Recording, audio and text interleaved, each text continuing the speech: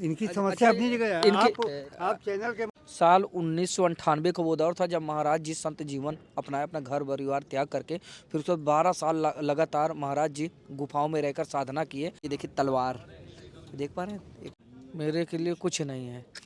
दोस्तों अभी हम कुंभ नगरी प्रयागराज में मौजूद हैं और इस बार बता दें कि प्रयागराज में आयोजित होने वाले महाकुंभ 2025 के दौरान तमाम तरह के साधु संत महात्माओं की उपस्थिति होने लगी है। ऐसे में आज हम पंचदश नाम आवाहन अखाड़ा की ग्राउंड के अंदर मौजूद हैं। सबसे पहले पंचदश नाम आवाहन अखाड़ा के अंदर जैसे आप आएंगे, इधर आप देख पाएंगे इनका पूजा स्थल है। सामने आप देख पाएंगे बड़ा सा धर्म ध्वज लहरा रहा है और लगातार लोग बाग जो है साधु संतों महात्माओं के दर्शन पाने के लिए यहाँ पर आ रहे हैं, जा रहे हैं।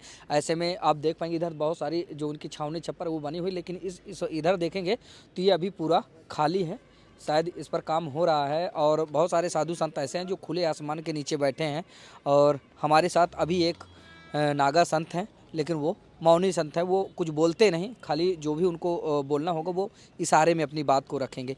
तो उनसे हम बातचीत करेंगे, उनसे जानने और समझने का प्रयास करेंगे। थोड़ा सा आप लोगों को दिखाने की कोशिश है हमारी कि साधु संत साधना में लीन होते हैं खुले आसमान के नीचे, और क्या कुछ इनको समस्याएं हैं या फिर इनका सब कुछ ठीक ठाक चल रहा है। क्योंकि इस बार अगर देखा जाए तो महाकुंभ 2025 के दौरान बहुत सारे साधु संत महात्मा ऐसे भी थे जो नाराज़ होकर गए। किसी को भूमि संबंधी समस्याएं आई तो किसी ने प्रशासन पर आरोप लगाया, किसी ने मेला प्राधिकरण पर आरोप लगाया, तो ऐसे बहुत सारे मामले सामने आए। ऐसे में आइए महाराज जी से थोड़ा सा बातचीत करते हैं और जानने और समझने का प्रयास करते हैं कि महाराज जी के क्या भाव विचार हैं। महाराज जी प्रणाम। चलिए ठीक है, तो आइए महाराज जी सबसे पहले दर्शकों को आप अपना परिचय बताएं। महाराज जी लिख के बताएंगे दर्शकों, और जो महाराज जी लिखेंगे वो मैं आप लोगों को बताऊंगा।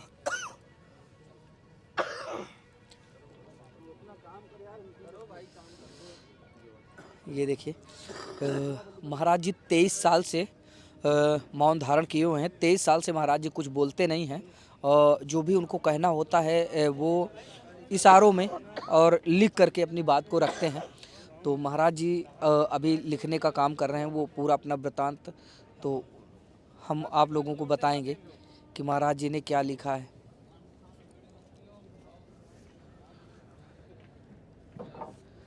दोस्तों लगातार आप लोग तस्वीरों में बने रहिए। और इस तरह बता दें कि महाकुंभ 2025 के दौरान जैसे कि महाराज जी हैं, महाराज जी की तरह बहुत सारे साधु संत महात्मा हैं, दूर दराज से चलकर आए हैं। देश के कोने कोने से प्रयागराज में इन दिनों संत महात्माओं की उपस्थिति देखी जा रही है। बहुत सारे साधु संत महात्मा अलग अलग जो है उनके अखाड़े हैं। और एक देखिए इधर थोड़ा दिखाने का काम कीजिए, देखिए तलवार देख पा रहे हैं, एक धार ये इधर दिखाइए, इधर महाराज जी ने महंत भवरानंद गिरी हाँ नागा और मौनी हाँ हाँ सब भगत को हाँ सूचना हाँ कार्ड छोटे साधु के लिए कुछ लाभ योगी और मोदी जी बेड बड़े सत्ता कुछ नहीं दी जा रही।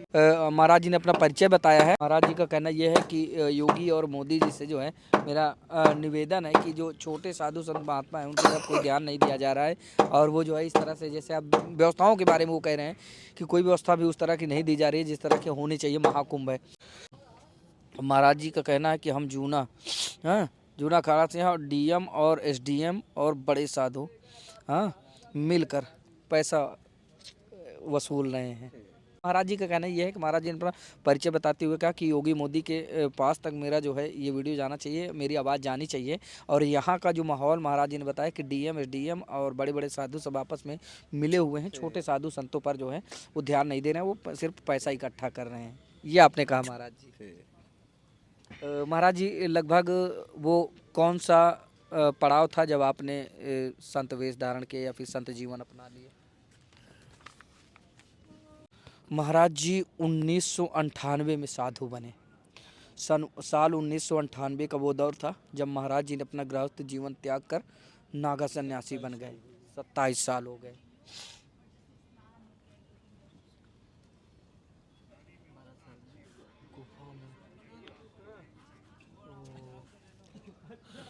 साल 1998 का वो दौर था जब महाराज जी संत जीवन अपनाए, अपना घर परिवार त्याग करके फिर उसके बाद 12 साल लगातार महाराज जी गुफाओं में रहकर साधना किए, है ना।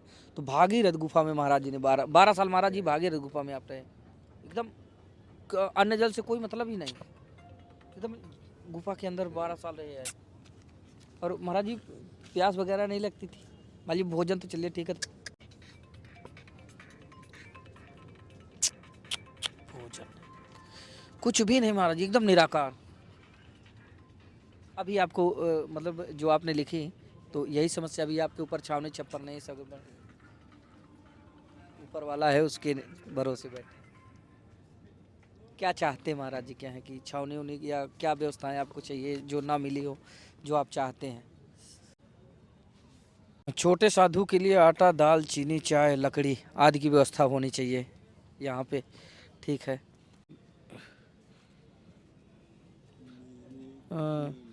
मेरे के लिए कुछ नहीं है, कुछ है ये नहीं महाराज जी। देखिए ये देखिए, छोटे साधु के लिए आटा, दाल, चीनी, चाय, लकड़ी, और मेरे लिए कुछ नहीं है। बस वही महाराज जी लिखते हैं। और महाराज जी का कहना ये है कि ये सारी व्यवस्थाएं जो है हमें उपलब्ध कराई जाएं, और इन सारी व्यवस्थाओं से हम वंचित हैं। तो बता दें हमारे साथ एक मौनी महाराज जी थे जो नागा सन्यासी हैं, और इन्होंने बताया कि साल 1998 से इन्होंने अपना पूरा गृहस्थ जीवन त्याग कर संत जीवन अपनाया। उसके बाद कासगंज में भागीरथ गुफा में रहकर इन्होंने 12 साल लगातार तप किया। और महाराज जी कुछ दिखाना चाह रहे हैं, चलिए महाराज जी के साथ साथ चलते हैं। कि ये देखिए जो बड़े बड़े साधु संत महात्मा हैं उनकी व्यवस्थाएं ऐसी हैं, ये देख पा रहे हैं ये। और पंचदश नाम आवाहन अखाड़ा जो है दोस्तों, उसके अंदर जैसे आप आएंगे तो रमता पंचदश नाम आवाहन अखाड़ा, और इधर श्री शंभु पंचदश नाम आवाहन अखाड़ा, यानी कि बहुत सारे छोटे बड़े अखाड़े हैं जिनको मिलाकर एक अखाड़ा बनता है श्री पंचदश नाम आवाहन अखाड़ा। यहाँ पर आप देख पाएंगे बहुत सारे साधु संत महात्मा हैं जो अपनी अपनी धुनी लगाकर बैठे हैं और लगातार। अच्छा हाँ, ये सारी व्यवस्थाएं महाराज जी दिखा रहे हैं ये, और ये मौनी महाराज जी हैं।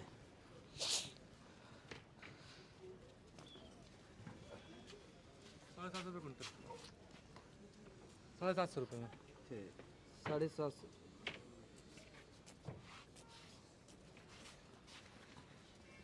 क्या है ये लकड़ियाँ महाराज जी, हाँ 800 रुपये तौल के।